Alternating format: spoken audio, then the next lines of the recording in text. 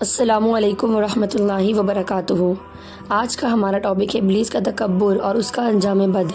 اللہ تعالیٰ نے تمام فرشتوں کو آدم علیہ السلام کو سجدہ کرنے کا حکم دیا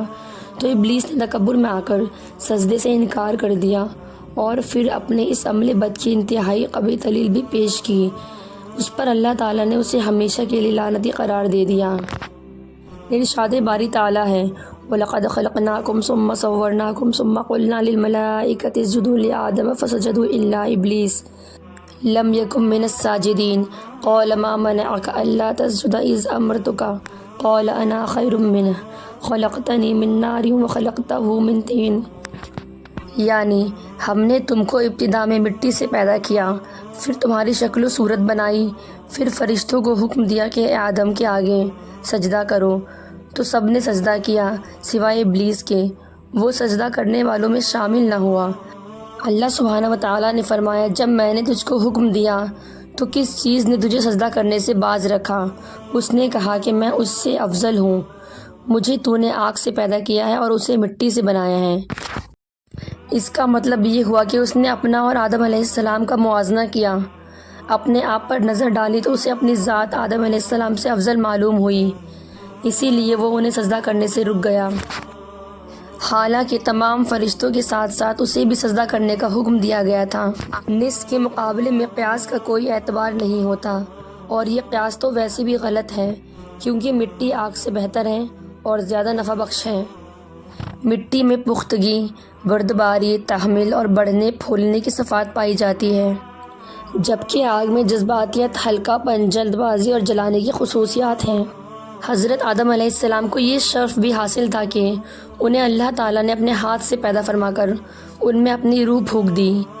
اسی لیے فرشتوں کو حکم دیا تھا کہ انہیں سجدہ کریں، جیسے ارشاد باری ہے وَإِذْ قَالَ رَبُّكَ لِلْمَلَائِكَةِ إِنِّي خَالِقٌ بَشَرًا مِّن صَلْصَالٍ مِّنْ حَمَإٍ مَّسْنُونٍ فَإِذَا سَوَّيْتُهُ وَنَفَخْتُ فِيهِ مِن رُّوحِي فَقَعُوا لَهُ سَاجِدِينَ فَسَجَدَ الْمَلَائِكَةُ كُلُّهُمْ أَجْمَعُونَ إِلَّا إِبْلِيسَ أَبَىٰ أَن يَكُونَ مَعَ السَّاجِدِينَ قَالَ يَا إِبْلِيسُ مَا لَكَ أَلَّا تَكُونَ مَعَ السَّاجِدِينَ قَالَ كَمْ أَكُن لِّأَسْجُدَ لِبَشَرٍ خَلَقْتَهُ مِن صَلْصَالٍ مِّنْ حَمَإٍ مَّسْنُونٍ قَالَ فَاخْرُجْ مِنْهَا فَإِنَّكَ رَجِيمٌ وَإِنَّ عَلَيْكَ اللَّعْنَةَ إِلَىٰ يَوْمِ الدِّينِ، یعنی جب تمہارے پروردگار نے فرشتوں سے فرمایا کہ میں کھنکھناتے سڑے ہوئے گارے سے ایک بشر بنانے والا ہوں، جب میں اس صورت کو انسانیت میں درست کر لوں اور اس میں اپنی بے بہا چیز یعنی روح پھونک دوں تو اس کے آگے سجدے میں گر پڑنا۔ تو سب کے سب فرشتے سجدے میں گر پڑے، شیطان نے سجدہ کرنے والوں کے ساتھ ہونے کا انکار کر دیا۔ اللہ نے فرمایا کہ اے ابلیس تجھے کیا ہوا کہ تو سجدہ کرنے والوں میں شامل نہ ہوا؟ اس نے کہا میں ایسا نہیں ہوں کہ انسان کو جسے تو نے کھنکھناتے سڑے ہوئے گارے سے بنایا سجدہ کروں۔ اللہ تعالیٰ نے فرمایا یہاں سے نکل جا، تو مردود ہے اور تجھ پر قیامت کے دن تک لعنت برسے گی۔ ابلیس اسی لیے لعنت کا مستحق ہوا۔ پھر اس نے جو عذر پیش کیا وہ بیکار ہے۔ اللہ سبحانہ و تعالیٰ نے سورہ بنی اسرائیل میں اس کا تذکرہ یوں فرمایا ہے جب ہم نے فرشتوں سے کہا کہ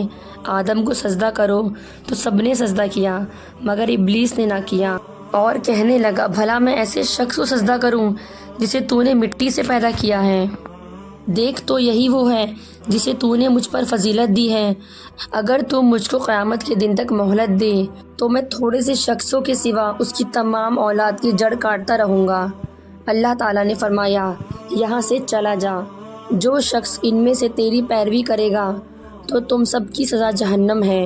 اور وہ پوری سزا ہے، اور تو ان میں سے جس کو بہکا سکے اپنی آواز سے بہکاتا رہے، ان پر اپنے سواروں اور پیادوں کو چڑھا کر لاتا رہے اور ان کے مال اور اولاد میں شریک ہوتا رہے، ان سے وعدہ کرتا رہے، اور شیطان ان سے جو وعدہ کرتا ہے وہ سب دھوکہ ہے۔ تو میرے مخلص بندے ہیں، ان پر تیرا کچھ زور نہیں، اور اے پیغمبر تمہارا پروردگار کارساز کافی ہے۔